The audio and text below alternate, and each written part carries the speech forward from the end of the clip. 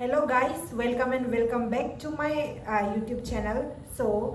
सबसे पहले आप लोगों को बोलना चाहिएगा, ये बहुत इंटरेस्टिंग वीडियो रहेगा क्योंकि ये सबसे मोस्ट डिमांडिंग वीडियो आप लोग सबके लिए।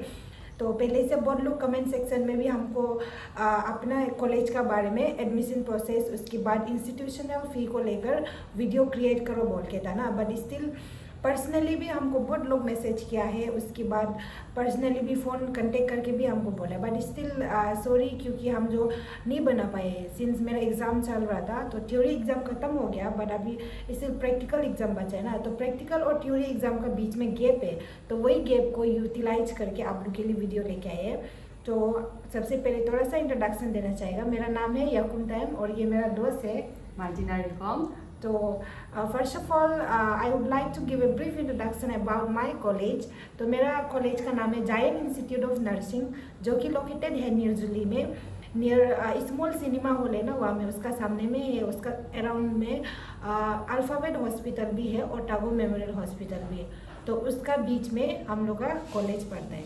तो सबसे पहले बताएगा हम लोग का कॉलेज में क्या क्या कोर्सेज ऑफर करते होने से। फर्स्ट ऑफ ऑल 3 कोर्स मिलता है, जो कि बीएससी नर्सिंग, जिसको bachelor of science in nursing बोलते हैं। उसके बाद बीवॉक एमएलटी, जिसको bachelor of vocational in medical laboratory technology बोलते हैं। और लास्टली क्या है बोलने से जीएनएम, जो कि जनरल नर्स एंड मिडवाइफ। तो ये सब का फीस स्ट्रक्चर का बारे में आप लोगों को बताएगा। तो फर्स्ट से हम बीएससी नर्सिंग और बीवॉक एमएलटी का बताएगा और मैं दोस्त आप लोगों को जीएनएम का बताएगा।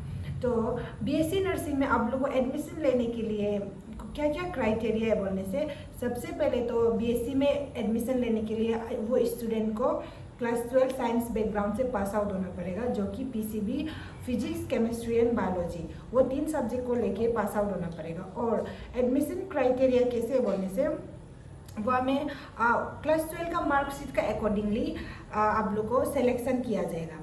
तो रजिस्ट्रेशन करेगा, उसमें तो सब डॉक्यूमेंट सबमिट करना पड़ेगा, तब जाके देखेगा कि कौन सबसे ज़्यादा परसेंटेज है, वो परसेंटेज का अकॉर्डिंगली सिलेक्शन होगा। तो बीएससी नर्सिंग के लिए या में 20 सीट या में प्रोवाइड करते हैं, तो 20 सीट प्रोवाइड करता है। तो इस बार का हम लोग का एडमिशन प्रोसीजर रजिस्ट्रेशन स्टार्ट हो गया है, पहले 5 मई से जून 7 तक है। तो ऑनलाइन भी रजिस्ट्रेशन कर सकता है दूर वाला लोग, बट स्टिल हम तो बोलेगा कि आप लोग को ऑफलाइन आके आप लोग जो रजिस्ट्रेशन करने से आप लोग के लिए बेटर रहेगा। तो फ़ी का बात करने से, फ़ी स्ट्रक्चर जो कैसे बोलने से, पहले जब हम लोग का समय में जो क्या था कि इंस्टीट्यूशनल फ़ी जो कि पर सेमेस्टर में कितना फ़ी देना पड़ता है बोलने से, हम लोग का समय में 80,000 था।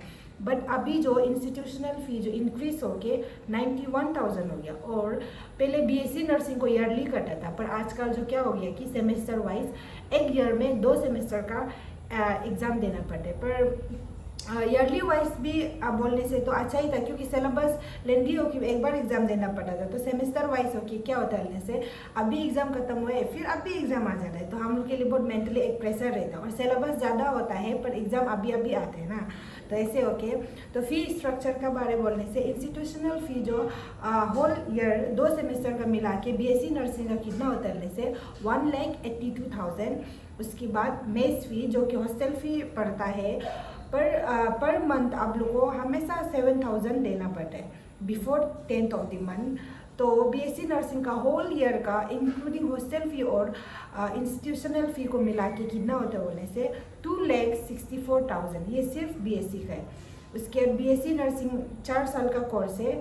और अभी बताएगा bachelor of vocation in medical laboratory technology, उसमें जो ये भी 3 साल का कोर्स होता है और यहाँ में भी पास आउट होना पड़ता है साइंस बैकग्राउंड से। और इसमें भी सेमेस्टर वाइज एग्जाम होता है।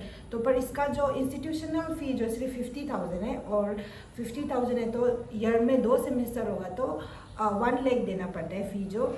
एंड देन ये भी वो एमएलटी लोग, स्टूडेंट लोग जो, उन लोग का चॉइस का ऊपर है कि उन लोग अगर हॉस्टल बैठेगा कि नहीं बैठेगा। तो अगर हॉस्टल बैठेगा होने से उन लोगों को भी हॉस्टल फ़ी जैसे हम नर्सिंग स्टूडेंट लोग देता है ठीक उसी तरह देना पड़ेगा। बट नर्सिंग स्टूडेंट लोग का कंपलसरी हॉस्टल बैठता है। उसके बाद अभी आप लोगों को मैं दोस्तों जीएनएम का फ़ी स्ट्रक्चर का बारे में बताएगा। तो बिफोर अगर हम जेएनएम को फीस स्ट्रक्चर नहीं बताने से पहले हम आप लोग को बताएंगे, अगर आप लोग को हम लोग का कॉलेज में आना है जेएनएम के लिए, तो आप लोग को क्या क्या रिक्वायरमेंट होते हैं ना। फर्स्ट ऑफ ऑल आप लोग को 12th पास होना पड़ेगा। आप लोग कोई भी कोर्स से पास हो सकते हैं, इधर वो कॉमर्स हो या फिर आर्ट्स हो या फिर साइंस हो। आप साइंस हो के अगर आप लोग को बीएससी करने मन नहीं है तो आप लोग जीएनएम भी कर सकता है। तो उसके बाद यहाँ में जीएनएम करने के लिए आप लोग को सबसे पहले एंट्रेंस एग्ज़ाम देना पड़ता है, जो इस बार का मतलब ये जो साल का है वो उसका एंट्रेंस एग्ज़ाम का जो डेट है वो जो है 16 जून को। तो जो भी स्टूडेंट जो अप्लाई करना चाहते हैं जीएनएम के लिए वो लोग 16 जून को आके अपना एंट्रेंस दे सकता है। और वही दिन में आप लोग जो शॉर्ट लिस्टेड हुआ है तो वो लोग का थोड़ा दिन के बाद आप लोग को रिजल्ट बता देगा। उसके बाद आप लोग का एडमिशन स्टार्ट होगा, जो है 19 जून से लेकर 5 जुलाई तक है। तो आप लोग जो भी इंटरेस्टेड आप लोग अप्लाई कर सकता है। तो अभी हम लोग फीस स्ट्रक्चर के बारे में बताएगा हम।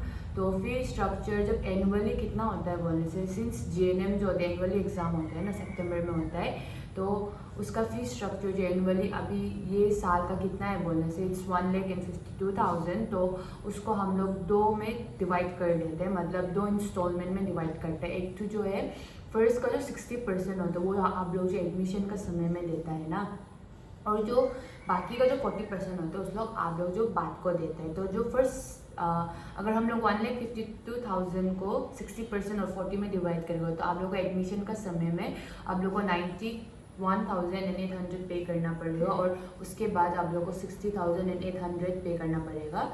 और सिंस जैसा बोला है नर्सिंग अगर आप कर रहे हैं या हॉस्टल, अगर यहाँ पे नर्सिंग में मतलब कंपलसरी आप लोग को हॉस्टल ही बैठना पड़ता है। और हम लोग का यहाँ में 2 हॉस्टल है, एक हॉस्टल नंबर 1 है जो कॉलेज के सामने, और एक हॉस्टल नंबर 2 है जो दोईमुख के सामने है ना। तो वो दोनों में आप लोग को लाइक आप लोग का हिसाब से, मतलब आप लोग का नहीं, मतलब जो अथॉरिटीज़ है वो लोग अपने हिसाब से आप लोग को वो हॉस्टल में आपका रेस्पेक्टिव हॉस्टल में आपको दे देगा आपका रूम। और ये बोलना चाहते हैं कि नर्सिंग जो है वो एक बहुत ऐसा कोर्स नहीं कि नॉर्मल कुछ कोर्स नहीं होता है ना, इसमें आप लोग को मेंटली फिजिकली बहुत इफेक्ट पड़ता है, क्योंकि आप लोग को theoretically as well as practically आप लोग को बैलेंस करना पड़ता है, एज वेल एज आप लोग का जो पर्सनल लाइफ होते हैं उसको भी आप लोग को बैलेंस करना पड़ता है। तो ये सब करते करते में बहुत ज़्यादा लोग बहुत मतलब हार मान जाते हैं और पीछे आ जाते हैं ना। तो आपको अगर असली का भी केयर गिवर बनना है तभी आप लोग अप्लाई कीजिए नर्सिंग में। सिर्फ हम लोग का कॉलेज नहीं बोल के जो भी नर्सिंग का कॉलेज होता है ना, इधर वो जीएनएम हो, एएनएम हो या फिर बीएससी हो,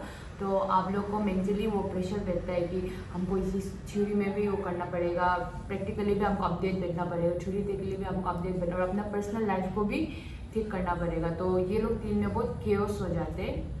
तो इसलिए आप लोग मतलब वही सजेस्ट करेगा कि जो डिवोटेड है ना ये प्रोफेशन को लेके उन लोग ही वो करो, ये नर्सिंग करेगा।